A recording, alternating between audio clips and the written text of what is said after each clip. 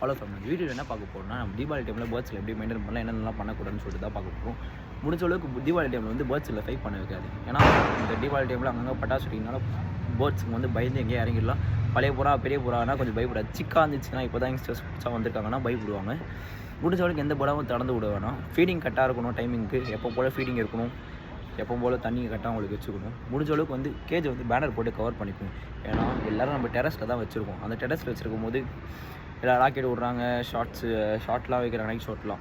நம்ம கேஜ் மேலே ஏதாவது ஸ்பாக்ஸ் ஏதாவது படகு போது ஒரு சேஃப்டி மெஷர்மெண்ட் தான், எதுவும் ஆகாது. வரத்துக்கு முன்னாடி நம்ம எல்லாத்தையும் ப்ரிவென்ட் பண்ணி வச்சுன்னா இந்த இஷ்யூ ஆகாது. முடிஞ்ச அளவுக்கு நம்ம தான் வந்து பேர்ட்ஸில் நம்ம பார்த்துக்கணும். ஏன்னா நம்ம தான் வந்து அந்த பேர்ட்ஸுக்கு வந்து அம்மா அப்பா. அதனால் வந்து நம்மளுக்கு அம்மா அப்பா இருக்காங்க, நம்ம எங்கள் அம்மா அப்பா என்னை பார்த்துக்கிறேன். அது மாதிரி நான் பேர்ட்ஸில் நான் தான் அதுக்கு அம்மா அப்பா, நான் தான் கரெக்டாக பார்த்துக்கணும். முடிஞ்சளவு ஒரு வாட்டி தீபாவளி டைமில் அப்போ அந்த கேஜ் வந்து ஒரு வாட்டி பார்த்துட்டு போனீங்கன்னா பேர்ட்ஸ் நல்லா இருப்பாங்க. இதுக்கப்புறம் டெய்லி அப்டேட் வரும் ஃபேம். இதுக்கப்புறம் வந்து வீடியோ தொடர்ந்து வரும். எப்படிலாம் நம்ம ரேஸ் பண்ண போகிறோம், என்ன பண்ண போகிறோம், நெக்ஸ்ட்டு நம்ம பேர்ட்ஸுங்களை எப்படி ரெடி பண்ண போகிறோம், பேர்ட்ஸுங்களை எப்படி. ஏன்னா வந்து இப்போ வரைக்கும் நம்ம வந்து தலையாளி கூண்டில் வந்துச்சுனால வந்து பேர்ட்ஸில் பறக்கவே விடல. இதுக்கப்புறம் தான் பறக்கணும். நெக்ஸ்ட் வீக் வெனஸ்டேலேருந்து தான் பறக்கோட போகிறோம். ஷெட்யூல் போட்டு வச்சுருவோம்.